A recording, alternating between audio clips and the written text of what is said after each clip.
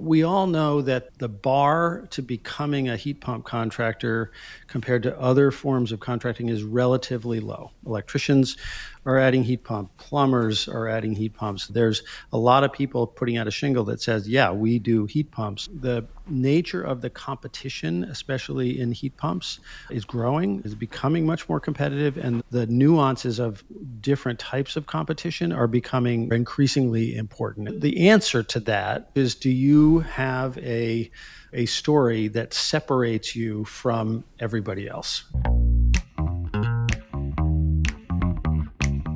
Welcome to the Heat Pump Podcast. Our goal is to make sure the transition to heat pumps goes well for everyone: homeowners, contractors, and the planet. We cover all topics related to heat pumps: the science, the technology, the business, and the policy. We do something different again today. This is the first time we interview someone who is not a heat pump contractor. We speak to Peter Troast, founder and CEO of Energy Circle. Energy Circle is an incredible example of a company that is highly focused and, as a result, highly differentiated. They're a marketing agency serving one type of customer: high-performance contractors. Peter defines that early in the episode, so I won't spoil it here. The core topic we cover with Peter is marketing for heat pump contractors. In an increasingly crowded and competitive heat pump market, how can the best heat pump installers differentiate themselves and tell their story? As Peter puts it, how do you get the phone to ring with great leads on the other end of the line? We start with the basics in Marketing 101. We get more advanced into Marketing 201. And we end with Marketing 301, the cutting edge stuff that's working today. This is an important podcast for anyone building a heat pump business. Whether you're just starting out or whether you've hit that $5 million ceiling, Peter offers advice that will help you grow your business and take it to the next level. Enjoy the show. We are thrilled to have Peter Troast with us here today. He is the CEO and founder of Energy Circle. It is definitely one of the businesses that is helping fuel the transition to fully electrified homes, but in a different kind of way. Without saying much more than that, Peter, I'll turn it over to you. Tell us what Energy Circle is and does. Thank you, Ed. Thank you, Eric. It's really great to be here. So Energy Circle was built around the notion that we need to fix a lot of buildings. And in the fixing of a lot of buildings, there is an enormous business opportunity. What we recognized is that one of the fundamental challenges of those kinds of businesses that are about fixing buildings, including people who are installing heat pumps, is that the demand for those services is not direct. There's growing demand, obviously, in the world of heat pumps for, I've heard about these things, my neighbors have them, they're fantastic, they're really working, and I want one.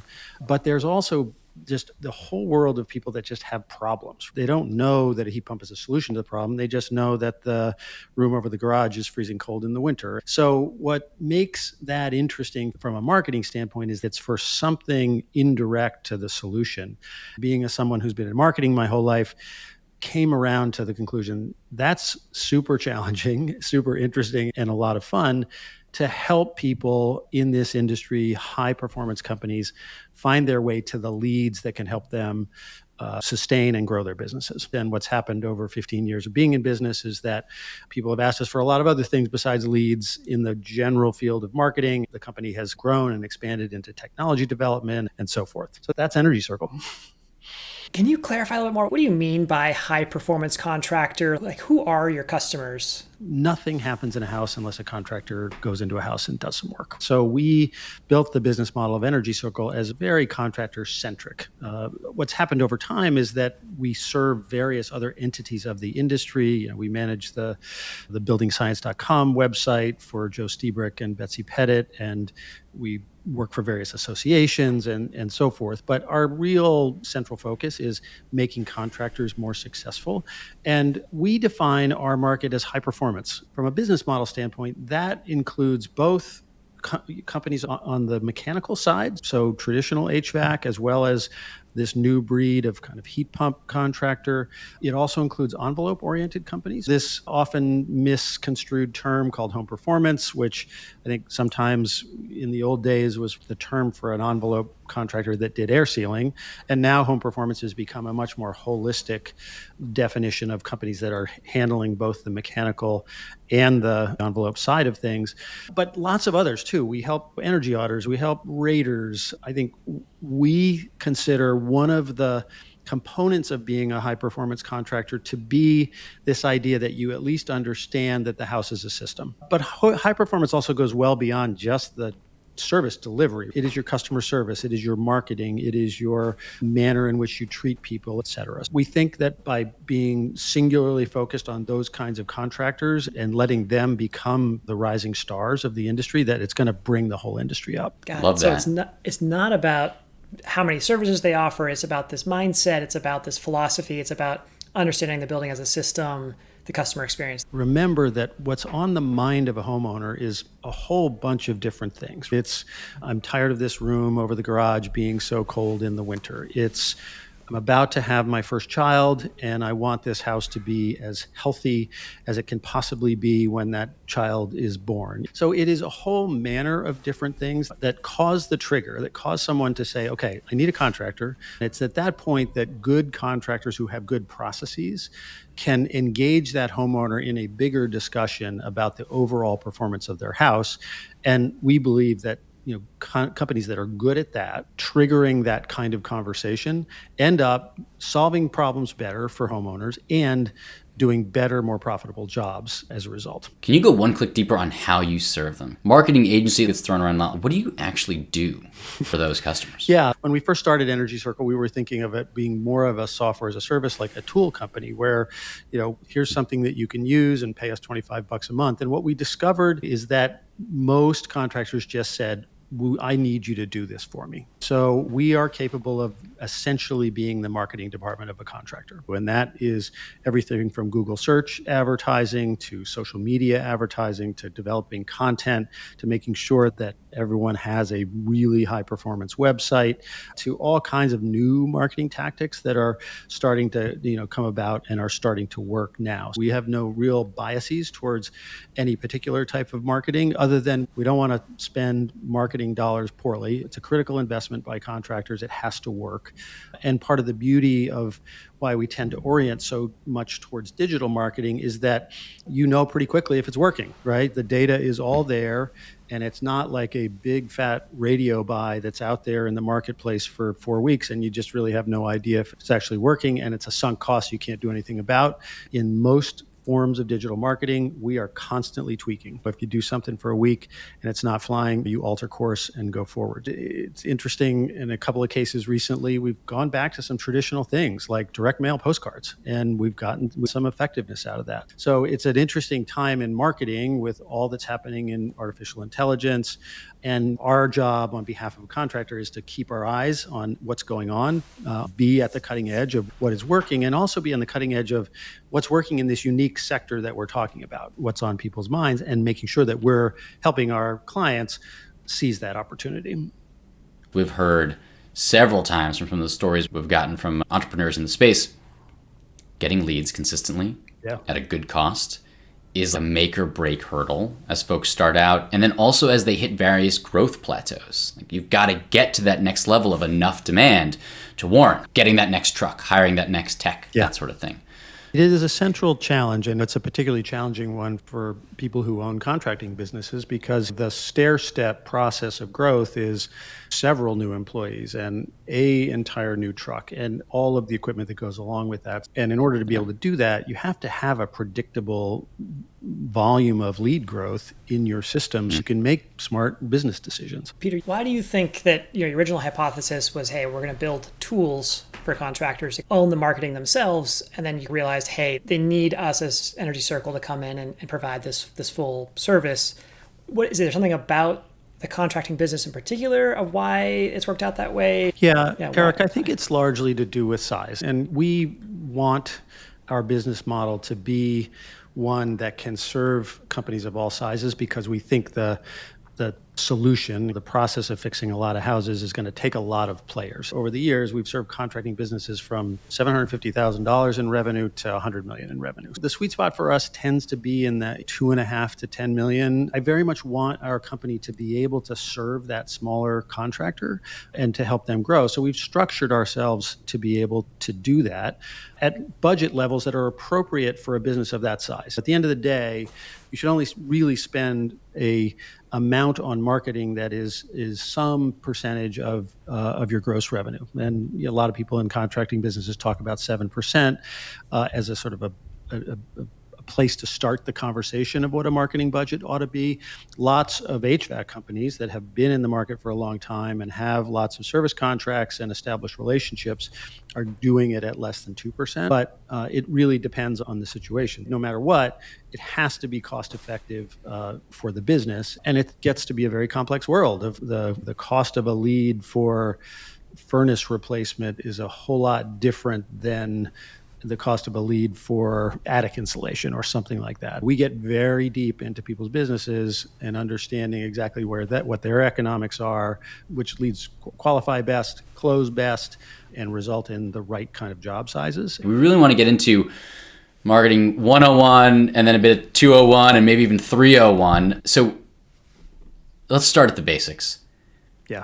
If someone was starting a business, often they think if they do great work, word of mouth will spread and they'll build a business that way, which happens a lot. But at some point, you need marketing. Yeah. So basic, what is marketing for a contractor? Why should they care? Making the phone ring. So that's the overly simplistic term. But I do want to emphasize, like today, we're talking about things like Google Ads and all of these things. Marketing is how you answer the phone. We listen to thousands and thousands of first-time callers. How good that experience is where someone picks up the phone and calls a contractor's business becomes an absolutely critical piece of it. So it's a very holistic thing. It's wearing the booties in the house. It's what that experience is like. It's what happens at the end of the job. It's the interaction that your people have with all of that is marketing, all the way back to what's the name of your company and do you have a mascot and what color is your logo and all of those things that are important at various levels. If you boil it down, having a good story, it's the cocktail party test. Tell me about your company. How do you say something in short form that stands out, is memorable, and is different from what people might be expecting? All the data shows that the assumption on the part of most homeowners is that an engagement with a contractor has lots of chances of not going well. There's fear, there's worry, there's concern. Good contractors have figured out ways to tell their story that address that problem. That's interesting. Are there like these silver bullets in marketing, or is it all of these little pieces that come together? It's a lot of little pieces. And I think if there's any truism about marketing these days is what worked 2 years ago might not be working today, right? Or certain types of marketing they got too expensive and they're not justified anymore. So having that kind of level of diversification is important. Back to the original question, though, to get started, what are the most important fundamentals? If I'm a tech in a company and I've been just doing great work for a long time, and then I'm going to move out and start my own company, hopefully you're going to get some friends and family and word of mouth and all that stuff. At some point, you've got the beast is larger than you can do that. And yet, I like the analogy of a mountain climb. When you are a brand new company, you're really at the bottom of that mountain, and there's a certain number of things that you've got to do. It's that you've got to have a good website. Google, unfortunately, has a bias towards age in websites, and you are immediately somewhat penalized by being new. The ability to run your business and rely on organic traffic, meaning traffic that comes from people sitting down, searching for whatever the thing is, finding your website and calling you, that is difficult in the beginning. But still, you've got to start with that website, and you have to have a good investment plan for that website set so that over time, that natural organic traffic that will start to come to you will build. What that means in the early stage of a business is you got to get out in the world with more advertising types of marketing activity that get your message in front of people. The tried and true for this is Google Ads. We all kind of love to hate them. The thing that I think people need to understand about Google Ads is that The way they work is that someone searches, they see an ad, they click on that ad, you get charged for that ad. The real rubber hits the road when they land on your website, and do they end up contacting you? So if you're paying for a lot of clicks, they land on your website and don't do anything, not good. The challenge, however, of making Google Ads work is that the terms that you'd be willing to give Google money for a click have to be commercial in nature. They have to be the kinds of terms that indicate that someone is in the business of, I want to get heat pumps. You don't want to spend a lot of money getting clicks for people who are researching heat pumps to help their kid with their science paper. That becomes the nuance. There's a piece of your marketing that is capturing the demand that's already there. But there's another side of the marketing which is creating some of that demand. And we are in a place where homeowners know nothing about this. There is no search for home performance. No one sits down at Google and says, find me somebody who can give me some of that whole house love. That doesn't exist. Consequently, you have to be very good at bringing those leads in from the places that people are searching for, that then bring them in to have a conversation. Are you saying it's important to still do that because that's a quick and easy tool to experiment? Given like an early stage of a market or a set of keywords, that's a quick way to get feedback and be like, yes, this is the direction we should go. And the rest of these other investments are also going to work well alongside of the pay-per-click advertising or whatever else you're doing. Yeah, exactly. Right? And we're different a little bit than a lot of other agencies in the world in the sense that we also incorporate in display advertising, and we also include YouTube advertising in there because these things all are dance partners. They all play a role, call them assisted conversions in geeky marketing speak, where all of these things are contributing to where it is. But oftentimes it's that final attribution, right? This person sits down and says, heat pump contractor near me, and that's the one where you've got to win that, and that becomes the ticket. That's an overly simplistic thing to talk about, by the way. It is really being very good at all the nuanced kinds of things that are out there that people are searching for, including, by the way, problems. People don't know that a heat pump is a solution to the bonus room problem, right? They just know they have a bonus room problem. We think of these as gateways because when you get the invitation to the kitchen table, what is your process? And I'm a strong believer in some kind of building science oriented diagnostic process at the outset of the relationship. And there's been a lot of talk recently in the industry about, does that have to be a traditional energy audit? Do you have to use a blower door? Do you need to use a thermal camera? As you guys know, I am a big advocate of starting to expand some of the tools that people are using, and including, thanks to tools like yours, the ability to do a manual J at a expense that is vastly lower than what it took traditionally. The experience for that homeowner has to be one in which they felt like this is an extremely knowledgeable person. They looked at my house, they assessed it in its individuality, and then they made a recommendation based on my house. And we just have a lot of evidence over the years that when the relationship starts like that, the end result jobs are larger and the customer relationships are longer. That kind of approach separates you from, yeah, I'll send a guy over to write you a quote. So it's understand what the building needs, then understand what the humans need. Yeah. And be the glue to bring those things together into a solution that's tailored to the problem at hand. That's exactly right. I know you had Hal Smith from Halco in upstate New York on the podcast, and he is an example of a company that has gotten very successful and good sized.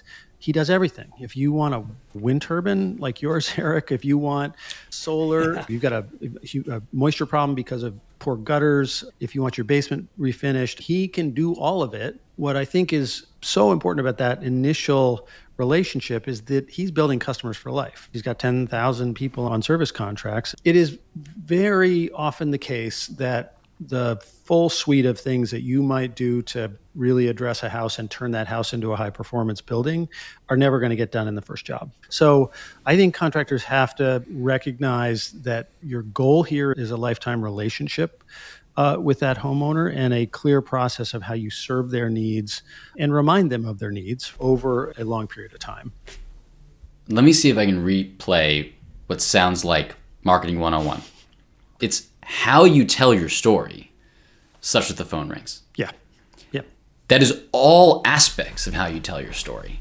How do you answer the phone? How do you show up at the customer's home with booties, explaining who you are? To drive sales, you need to differentiate yourself from the competition. And the way you've seen be extremely effective is being high performance. And it's basically looking at the home as a system and being rooted in the tenets of building science. And you can explain that in any number of ways, but that's a major differentiator for you and your clients in how they build long-term profitable businesses. The basis of that is sure how all of your employees behave, also your website. Like that's often a thing that you start with. How do we get a website that tells our story the way we want it to? Yeah. And then you started to get into what drives leads to it. And it's SEO, so organic search, like what's letting you rise in the Google rankings. And then you started to get into a bit, where do you spend some marketing dollars on things like Google advertising to drive that traffic to your site in a way that wasn't necessarily organic, just based on your search rankings. Yeah. If that's a fair summary, which I think is the longest I've ever spoken in one go on this podcast, I'm curious, what's marketing 201 look like? Yeah. One way to think about the difference between 101 and 201 is that there is a certain amount of demand that exists out there in the market. So you want to go try to capture that. And if you're good at 101, you're doing everything you possibly can to capture the demand that actually exists. The reality is a lot of contracting companies began to use the COVID era standards as the benchmark of activity. People were investing significantly in their homes. They were, spending a lot of money on their homes. And as COVID waned and we went back to normal, combined with just general economic concerns about high interest rates and about inflation, the volume of just general demand for what it is we're selling is somewhat down. We're in a kind of a tough time. So to answer the sort of 201 question, if you are doing everything right to capture that demand that exists, the homeowners that are saying, I need this and I want this, there has to be a piece of what your activity is that is creating that demand. That's a whole suite of other types of marketing led in large part by social media, where you spend less money because it's pretty inexpensive when you start to target and devote more of it to more educational kinds of activities. Like just in the heat pump category, for example, like one of the things that we monitor incessantly, frankly, is the nature of the questions that people are asking about heat pumps. And it's obvious when you think about it. Initially, there's like, how do these things work? But then there's more discriminating questions, which is, can this thing provide heat in the climate that I live in? All of those kind of skepticism questions. One of the things that we've seen an evolution of over time is that in markets that are becoming more mature around heat pumps, and I think this maybe regionality is something we should talk a little bit more about because it's a very important thing to start the discussion with when we talk about heat pump marketing, is that it's very different depending on where you are in the country. You talk about heat pumps in the South and everybody's like, what are y'all excited about? It's always been heat pumps. I was hoping you were going to attempt a Southern accent for that. Well done, Peter. But in Sacramento, where we've done some work in California, it's a hot summer climate, but the Thule fog rolls in the winter and it's chilly. There's a lot of gas furnaces in Sacramento. People definitely need heat. There was a time years ago before heat pump technology was where it is today, where a lot of heat pumps got installed and didn't work well. They switched over to resistance constantly. People's bills were high. So the educational challenge in Sacramento is to convince people that we've overcome all of the bad reputation that heat pumps got when the technology wasn't there, and the new technology is really good. In the Northeast, where I'm located in Maine, it's an entirely different thing. Maine has an incredible success story, more than 100,000 heat pumps. I know you had folks from Dave's World on, and until recently, Maine never really needed air conditioning. And you had this absolutely beautiful twofer, which is I can get a heat pump. I don't have to take my oil system out necessarily. I can overlay this. I get air conditioning, and it's going to provide some of the heat that I need. And this is where I think it became so successful, is that everyone realized it was providing a lot more of the heat than anyone expected because of how high quality the cold climate heat pumps are. I think these are just examples in which it's very important to understand the market that you are in, right, as to how you go to market. But the beauty of a place like Maine is, I think, we have crossed the tipping point. There is a significant change in the question-oriented searches that are happening. It's less and less about, will this thing work, or does this work, or is this sufficient? The trend is much more towards, I want one of these things, and the searching is much more commercial intent. I'm hunting for a contractor. I want to try to get this done. So marketing 201 for heat pumps, creating demand by figuring out the questions folks are answering, particularly about heat pumps. What questions in your region are folks asking about heat pumps, and then answering that? And the best way to do that is by social media. How does someone figure out what are the questions being asked often about heat pumps in their particular area? Yeah. Well, I mean, it starts with just listening, right? I think, just listening day in and day out. I mean, you get a fair amount of this in just what's the conversation that comes through, with your CSR, whoever is answering that telephone. There are tools out there, and some are free, where you can get a sense of that. And we've gotten more trusting asking a question of Google. Consequently, there's a general shift towards more query-based searches as opposed to two-word searches kind of thing. Maybe this is 301. So you're doing all these 101 things, you're doing all the 201 things. At some point, you get to a place where the homeowner is deciding, am I going to call that contractor or that contractor? We all know that the bar to becoming a heat pump contractor compared to other forms of contracting is relatively low. One of the things that we're seeing is a flocking of people from various walks of life into the heat pump business, right? Electricians are adding heat pump, plumbers are adding heat pumps. There's a lot of people putting out a shingle that says, yeah, we do heat pumps. And there's also a new breed of more tech-oriented kinds of companies that are trying to seize the moment around the electrification movement and being the entity that has a very well-tuned and high-quality customer experience that says, come to us, we'll help you make a plan, we'll sort out the installation of whatever it is we decide is the right thing for you. Long-winded way of saying the nature of the competition, especially in heat pumps, is growing, is becoming much more competitive, and the nuances of different types of competition are becoming increasingly important. The answer to that is back to the story, which is, do you have a story that separates you from everybody else? We talked for a while, obviously, about my passion for the kind of building science orientation. That's one leg in the differentiation regime. There are many other ways to differentiate, and some of those can be as simple as just really fantastic community involvement. If you are doing something very meaningful in your community that shows you to be a genuine company. But one thing I think is worth thinking about in this as a point of differentiation is that in this world of lots of incentives, there are companies that are coming to market out of whole cloth. And artificial intelligence is enabling companies to create what seem like very mature websites in a very quick period of time. So these are companies that come out of nowhere. You've got these tech companies that are funded and glossy and look really good. And it is more and more important that the genuineness and the humanness of contractors come through. And the other thing I should have said is that the prevalence of private equity owned companies in HVAC. I'm not saying it's a bad thing necessarily, but if you are locally owned, you can make a decision about whether you want to lean into that as one of your points of differentiation. I mean, this is amazing. It's an incredible overview going from the 101 to 201 to 301. The thing that I keep coming back to in my mind is I'm a contractor. I'm thinking about marketing, and in my brain, I'm like, this is an expense. I got to spend a bunch of money. How do you get the mind shift to happen that this is not an expense, that this is an investment in your business? I think that's exactly the right question, Eric. And I love the old quote. The famous Philadelphia retailer John Wanamaker said, half the money I spend on advertising is wasted. The problem is I just don't know which half. Most businesses, I think the standard approach is you ought to be spending about 7% of gross revenue on marketing. Just to be clear, That does not include sales, but it does include the personnel costs that are devoted to marketing.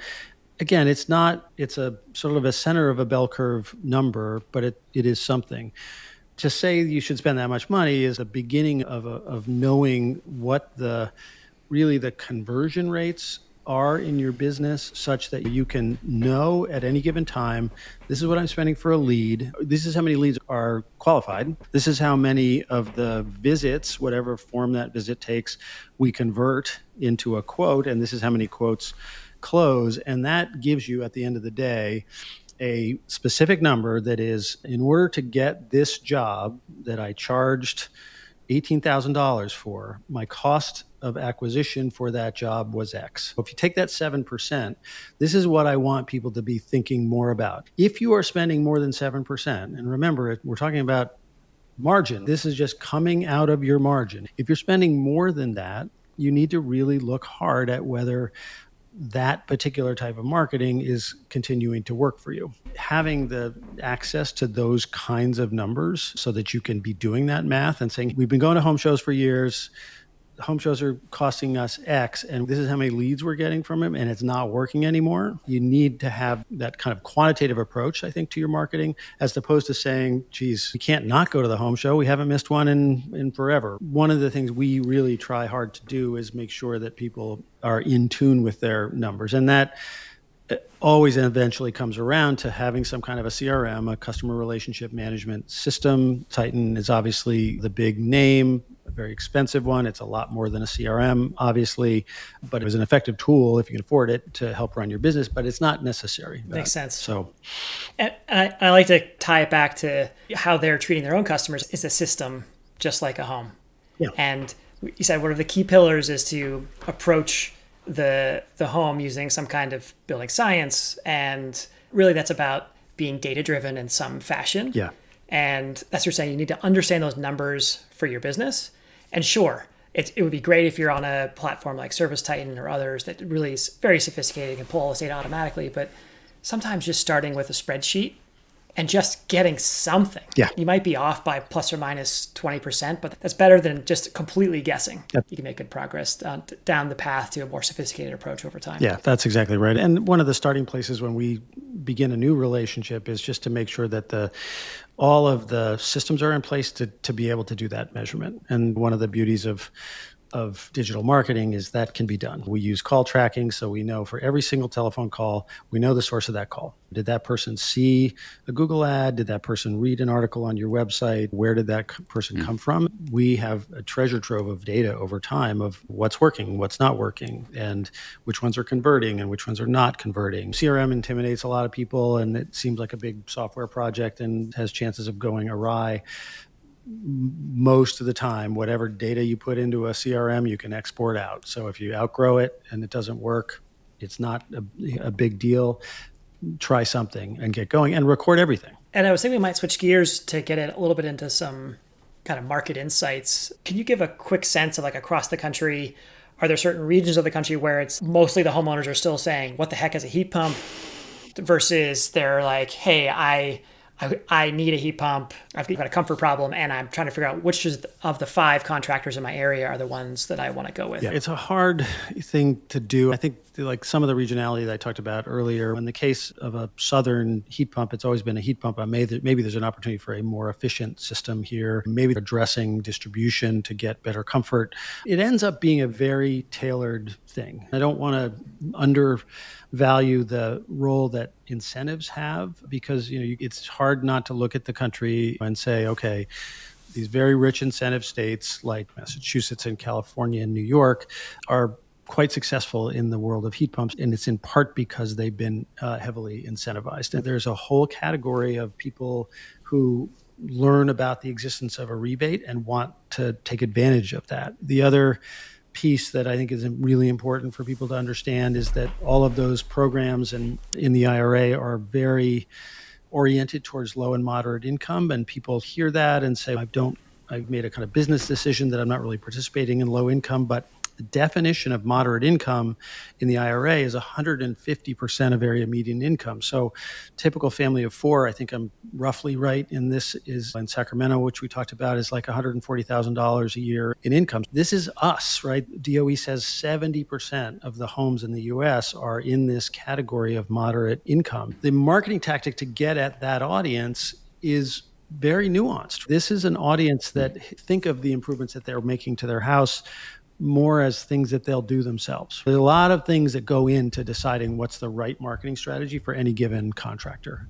Peter, what advice do you have for a contractor who's evaluating marketing agencies? What should they look for? What should they ask to make sure they get a great one? Don't sign a contract. If your agency is not performing for you, you should not be obligated to continue to pay them money. So we have never had contracts at Energy Circle because I just don't think it's a reasonable thing to say to somebody, you're unhappy with what we're doing, we're not performing, and oh, but sorry, you signed a contract, so I'm going to take your money for the next 8 months. That's just ridiculous. Wow. And make sure that the agency has the expertise that you want. There's some big players out there. I don't mean to say that there aren't very good, effective firms out there, but one of the things you hear a lot of is, well, the person who's trying to write the content for me just doesn't understand anything about building science. And it's just too cumbersome. It's too hard. I just have to do so much. I have to do too much editing. They don't understand it. You hear a lot about turnover, that I like my account manager and that person's gone.